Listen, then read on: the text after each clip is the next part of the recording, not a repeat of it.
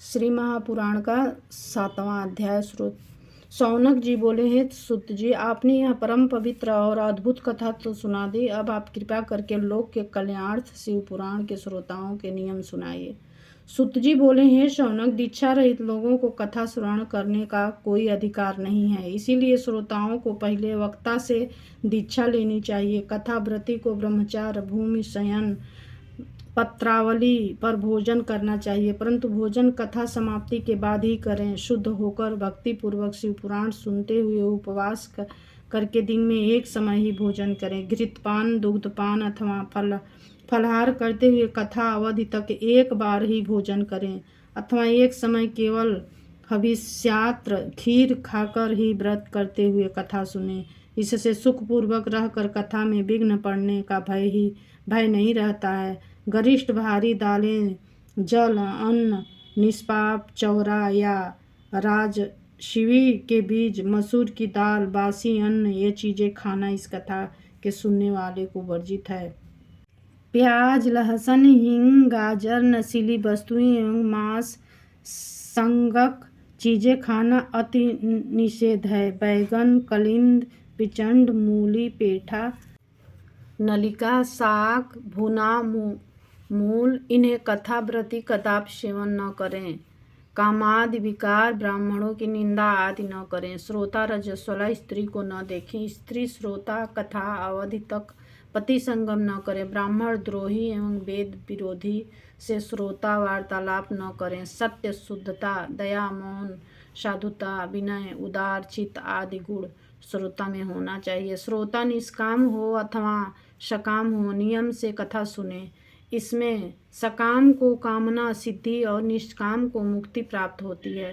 दरिद्र, रोगी, पापी, निर्भोगी, निसंतान पुरुष इस कथा का श्रवण करें। सातों प्रकार की कांत, बंधा, दुष्ट स्त्रियां एवं जिसका गर्भस्थान होता है, यह उत्तम कथा सुने। इस शिव पुराण कथा के दिन कोटि यज्ञ के समान अति उत्तम मनाने चाहिए। इन उत्तम दिनों में यदि अल्प वस्तु को विधि से दान दी जाए तो उसका अक्षय फल प्राप्त होता है। इस प्रकार व्रत विधि पूरी करके कथा सुनकर परम आनंद युक्त उद्यापन भी करें। इसके उद्यापन धनी लोगों को 14 के दिन करना चाहिए। 14 के दिन करना चाहिए। निष्कवच गरीब भक्तों को उद्यापन का आग्रह नहीं, क्योंकि शिव जी ने निष्काम भक्त हैं, वे अपने श्रवण से ही पवित्र हो जाते हैं। इस प्रकार पारायण के यज्ञोत्सव की समाप्ति होने पर श्रोताओं को भक्ति पूर्वक शिव पूजन करना चाहिए। शिव पूजन की भांति ही पुस्तक का ही पूजन करें। इसके बाद उसी प्रकार वक्ता का भी पूजन करें। पुस्तक आच्छादन के लिए नवीन वस्त्र एवं बांधने के लिए रेशमी डोर दें। जो पुराण के लिए नवीन वस्त्र तथा रेशमी डोरी देते हैं, वे इस गुण में यज्ञ तथा भोग संपन्न होते हैं। वक्ता को बहुमूल्य वस्तुएं, अनेक प्रकार के वस्त्र, आभूषण और दिव्य पात्र देने चाहिए। जो लोग पुस्तक के आसन के लिए कंबल आदि, रेशमी वस्त्र, चौकी, पाट आदि देते हैं, वे स्वर्ग में पहुंचकर मनोइच्छित भोगों को भोग कर एक कल्प ब्रह्मलोक में निवास करके फिर शिवलोक में जाते हैं। इस प्रकार वक्ता का पूजन करके सहायक पंडित का भी वक्ता से कुछ कम धन द्वारा पूजन करें। फिर अन्य आए हुए ब्राह्मणों का धन, धान आदि से सत्कार करें और गायन, बाजे, नृत्य आदि से आनंदोत्सव मनाएं। श्रोता यदि विरक्त हो तो दूसरे दिन जो शिव ने श्री रामचंद्र जी की प्रीति कही है उस पर गीता का पाठ करें। श्रोता यदि गृहस्थी हो तो कर्म की शांति के लिए शुद्ध हवि के द्वारा हवन करें। रुद्र संहिता के प्रति श्लोक में अथवा तन्मयता से गायत्री मंत्र से किंवा इस पुराण के तत्व अथवा मूल मंत्र से होम करें। न्यूनाधिक दोषों की शांति के लिए भक्ति पूर्वक शिव सहस्त्र नाम का पाठ करें। इससे सब सफल है, इसमें संदेह नहीं। 11 ब्राह्मणों को मधु तथा खीर से भोजन करावें और दक्षिणा दें।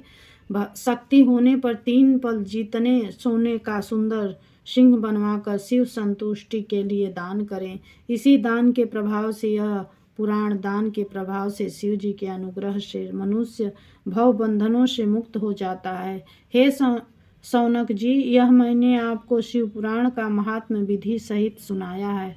अब आपकी क्या सुनने की इच्छा है? शिव पुराण सब पुराणों में शिरोमणि है। जो प्राणी इस जगत में सदा शिव का ध्यान करते हैं और उनकी वाणी शिव गणों की स्तुति करती रहती है, वे इस अपार भवसागर से सहज ही तर जाते हैं।